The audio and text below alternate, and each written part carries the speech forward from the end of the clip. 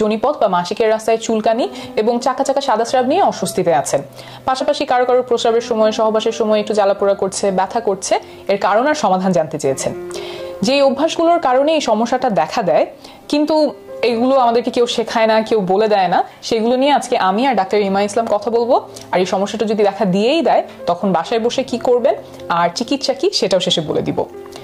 তো এই যে যোনিপথে বা মাসিকের রাস্তায় চুলকানি, চাকা চাকা সাদা স্রাব, এটা সাধারণত হয় ফাঙ্গাল ইনফেকশনের কারণে। অনেকের ক্ষেত্রে এটা দেখা দেয় কারণ যোনিপথটা ভেজা থাকে।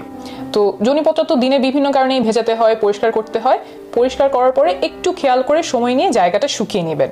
আর পরিষ্কার করার ক্ষেত্রে অবশ্যই মাথায় রাখবেন যে মাসিকের রাস্তার ভেতরটা কিন্তু আপনার পরিষ্কার করতে হবে না, এটা নিজে থেকেই নিজেকে পরিষ্কার রাখে, শুধুমাত্র বাইরের জায়গাটা পরিষ্কার করবেন। পরিষ্কার নিয়ে ডক্টর ইমা ইসলাম আপনি একটু আগে বলছিলেন যে যে জিনিসগুলো দিয়ে অনেকে পরিষ্কার করে যেটা আমাদের এই ফাঙ্গাল ইনফেকশনের সম্ভাবনা বাড়ায়। হ্যাঁ, ওই যেটা বলছিলাম সেটা হলো যে অনেকে দেখা যায় যে সাবান, শাওয়ার জেল এগুলো ইউজ করছেন। কেউ কেউ আবার এখন নতুন করে কিছু স্পেশাল মানে বিশেষভাবে বানানো ভ্যাজাইনাল ওয়াশ পাওয়া যায়, সেগুলো ব্যবহার করেন। আবার কেউ কেউ পারফিউমও ব্যবহার করেন। এগুলো সবগুলোই কিন্তু যোনিপথের যে পরিবেশটার কথা ডক্টর তাসনিম যারা বলছিলেন সেই পরিবেশে একটু সমস্যা তৈরি করতে পারে। এর জন্য এইগুলো কিছু যদি ব্যবহার করতেই হয় শুধু বাইরের অংশে ব্যবহার করবেন, যোনিপথের ভেতরে ব্যবহার করবেন না। আর এই যে এই জায়গাটাতে আমরা কোন কাপড়টা পরছি সেটাও খুব গুরুত্বপূর্ণ। অন্তর্বাস বা আন্ডারওয়্যার, ইভেন পায়জামাটাও সেটা সুতির কাপড়ের হলে ভালো হয়। যেটা এই যেই কাপড়টা এই জায়গাটার কাছাকাছি থাকবে, সংস্পর্শে থাকবে, সেটা সুতির কাপড় হলে ভালো হয় এবং ঢিলে ঢালা হলে ভালো হয়। কারণ খুব টাইট বা আটসাট জামা, অন্তর্বাস, আন্ডারওয়্যার যদি এই জায়গাটাতে থাকে তখন সেটা এই ফাঙ্গাসের গ্রোথ অর্থাৎ ফাঙ্গাল ইনফেকশনের সম্ভাবনাটা বাড়িয়ে দেয়। তাই কোন কাপড়টা আমরা ওখানে পরছি এটা খুব খেয়াল রাখতে হবে। সুতির কাপড়, ঢিলে ঢালা কাপড় হলে খুব ভালো হয়। আরেকটা কথা, আমাদের দেশে অ্যান্টিবায়োটিক অনেক সহজলভ্য। দেখা যায় বিভিন্ন রোগ টোগ হলে ফার্মাসিতে গিয়ে আমরা অ্যান্টিবায়োটিক কিনে খেয়ে ফেলি। এখন অ্যান্টিবায়োটিক খেলে সমস্যাটা যেটা হয়, অ্যান্টিবায়োটিক শরীরের খারাপ জীবাণুগুলোকে তো মেরে ফেলেই, সাথে ভালো জীবাণুগুলোকেও মেরে ফেলে। তো যোনিপথে থাকা যে ভালো জীবাণুগুলো থাকে সেগুলোও মরে যায়, যোনিপথের যে স্বাভাবিক ভারসাম্য থাকার কথা সেটা নষ্ট হয়ে যায়, ফলে ফাঙ্গাসগুলো বেড়ে গিয়ে ফাঙ্গাল ইনফেকশন হতে পারে। আরেকটা এখানে ছোট্ট একটা জিনিস, সেটা হচ্ছে অনেক সময় দেখা যায় যার বারবার এই ফাঙ্গাল ইনফেকশন হচ্ছে তার হয়তো ডায়াবেটিস আছে। অর্থাৎ আপনার যদি মনে হয় যে আপনার খুব বারবারই ফাঙ্গাল ইনফেকশন হচ্ছে, আপনি সব সাবধানতা মেনে চলছেন, তাহলে একটু ব্লাড সুগারটা টেস্ট করাতে পারেন।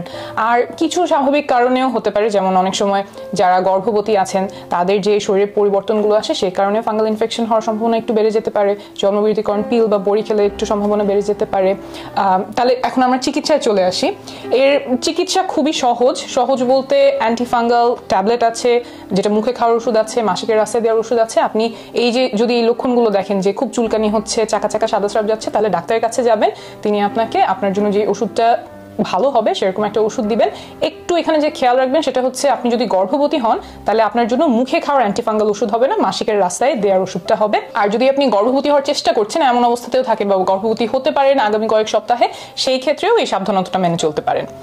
আর যদি ডাক্তারের কাছে যেতে মনে হয় একটু দেরি হচ্ছে কিন্তু চুলকানিতে খুব অস্বস্তি লাগছে, তখন বাসায় বসেই যে কাজটা করতে পারেন ডক্টর ইমা যদি একটু বলেন।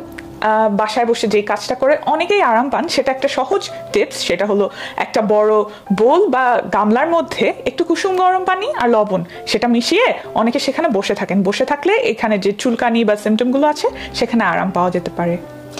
আর আরেকটা জিনিস সেটা হলো যে দই অনেকে ব্যবহার করেন এই চুলকানি কমানোর জন্য।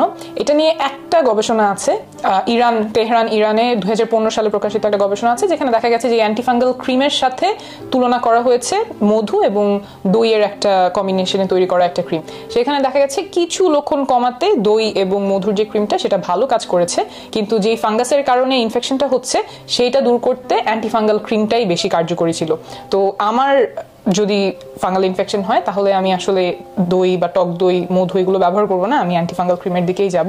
তো এইটাও আপনারা মাথায় রাখতে পারেন। আচ্ছা, শেষে একটু বলে রাখি, এই যে চাকা চাকা সাদা স্রাব, চুলকানি এগুলো হলে তো আপনি ডাক্তারের কাছে যাবেনই এবং উনি দেখবেন যে ফাঙ্গাল ইনফেকশন কিনা, তারপর ওষুধ দিবেন।